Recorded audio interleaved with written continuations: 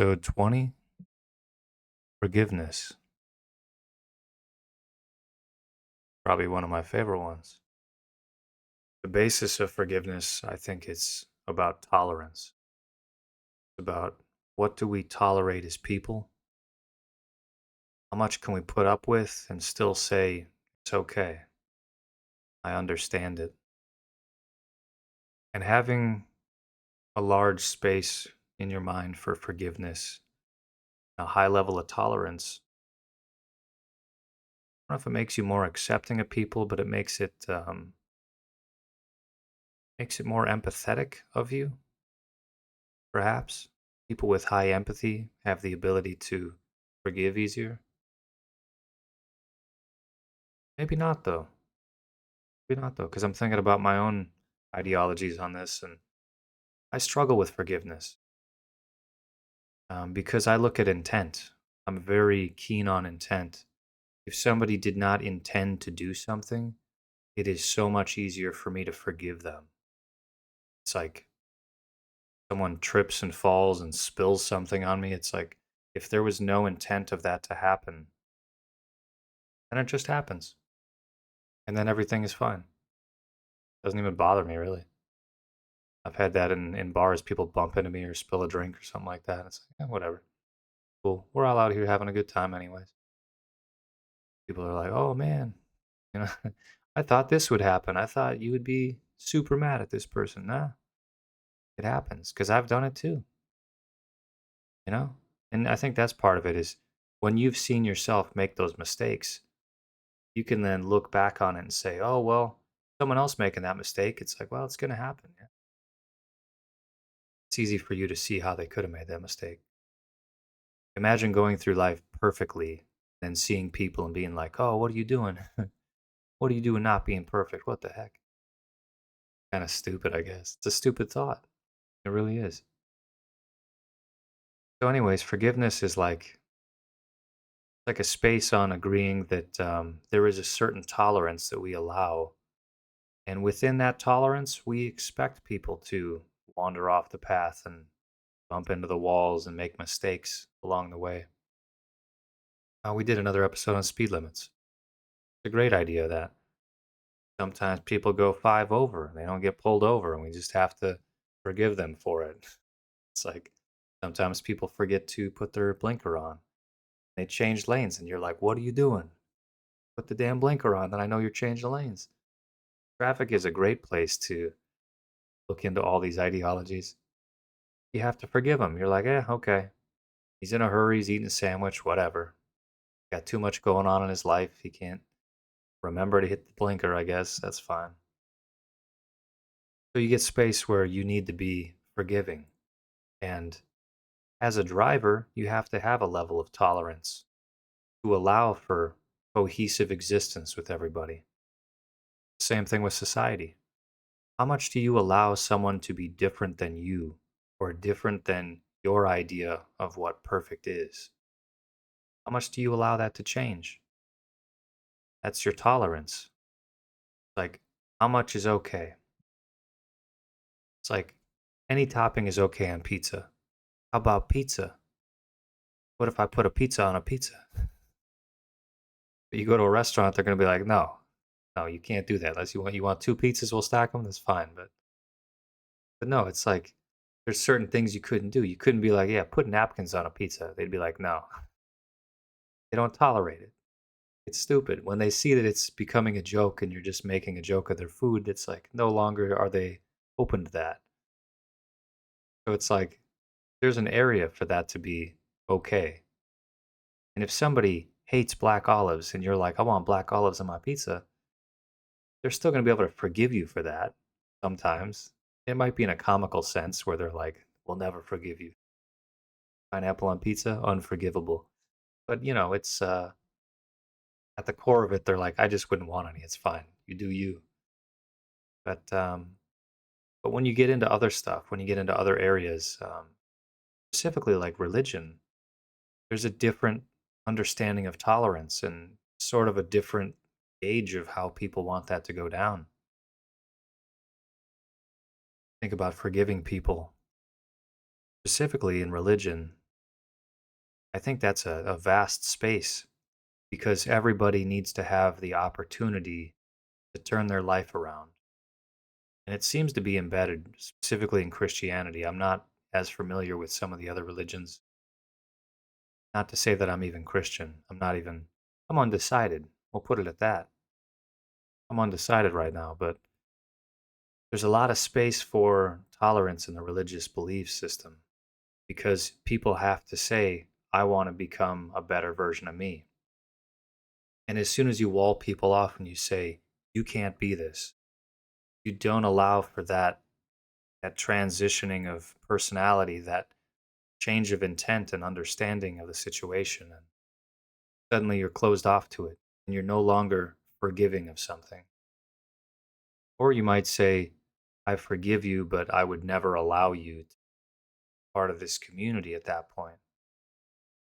I suppose that's what we do with people in prisons, right? We say, I forgive you for this sometimes, but either way, there's consequence with that forgiveness. But I guess when they come out, they can't vote. So maybe we don't forgive them.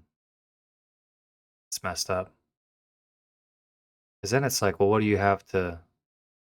I don't know. Why were you still in society then? I guess, it's like, how do you get out and then be like, oh, I'm just going to join society and hang out and be part of everything?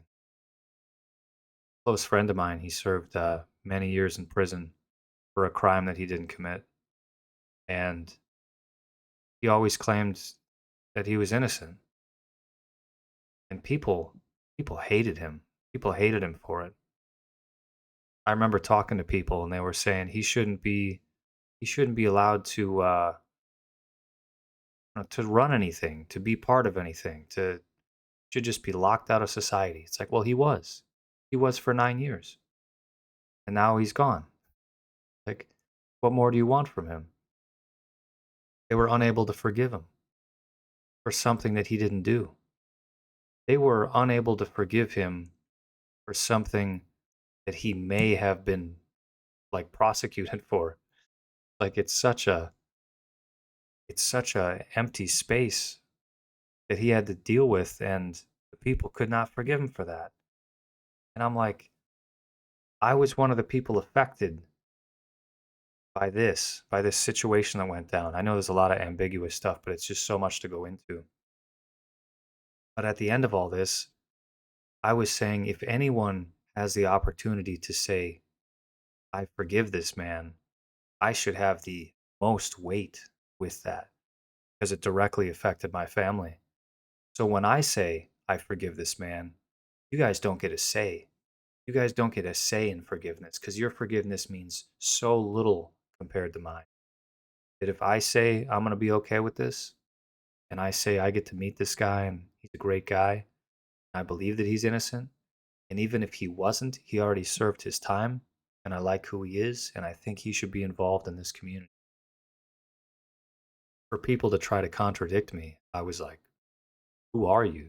Who are you to step in front of me and say that you have more of an ability to not forgive than I do to forgive? So that's something that I think court systems need to really understand and look into, and society laying down its rules and saying, here's what we're going to allow people to do afterwards. Messed up. Messed up. Bad system when it comes to stuff like that. But again, we have to have that space because people need to be able to turn it around. You look at programs like Alcoholics Anonymous. The whole idea of that is to get people in there and say, you got to start forgiving yourself and saying, I know I've been down this path, but here's how I'm going to make it right. And here's how I'm going to start putting my life back together properly. Some of the people, they're so lost. It's like they need that. They need some guidance. They need some guidelines.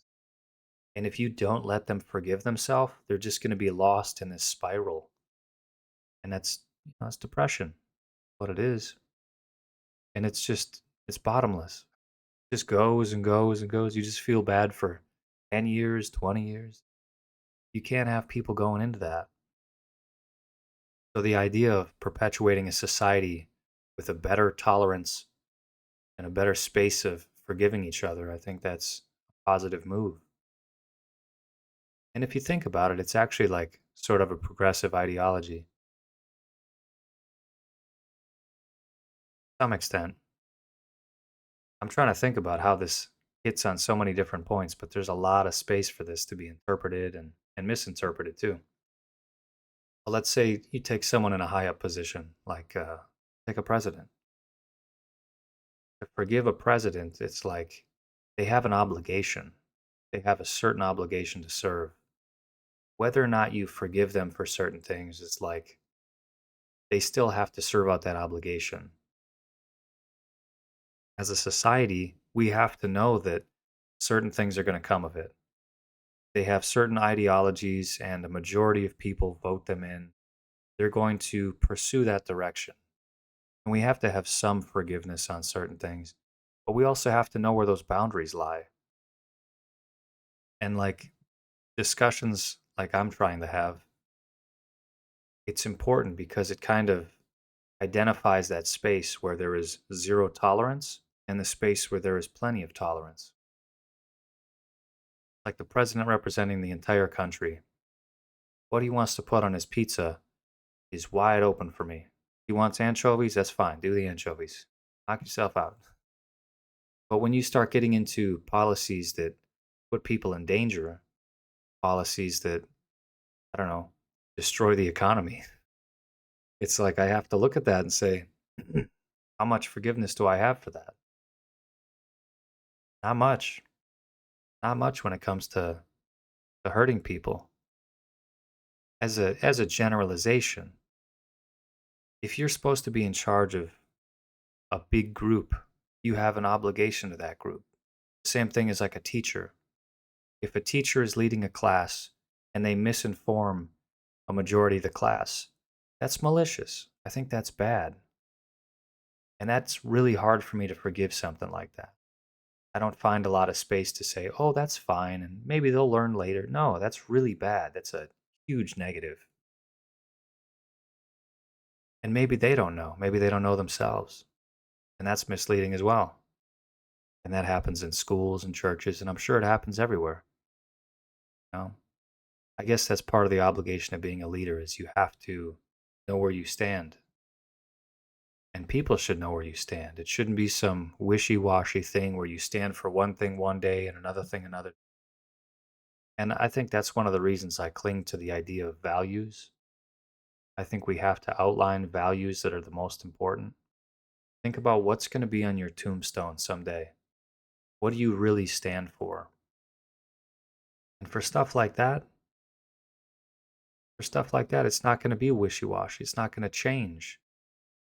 And I think people are going to find a little bit more space in their heart to forgive somebody when they see those values and they align with them better.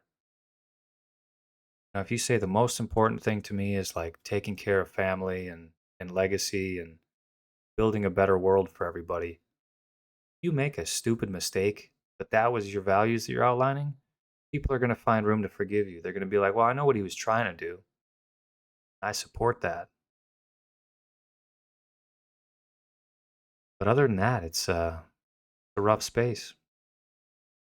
It's a rough space. It's a very tricky topic right now because there's a lot of stuff that is happening that people don't find space to forgive. And I don't know if that's bad or good. We don't have these discussions. As a society, we don't talk about these things. Forgiveness is just something we know is there. But when we think about it, we think of like little kids making a mistake, like spilling something on the carpet. We don't think about impacting millions of lives. We don't think about the destruction it does to families. We don't think about all the things in society that we could be a little bit more forgiving with. I don't know. It's a rough one.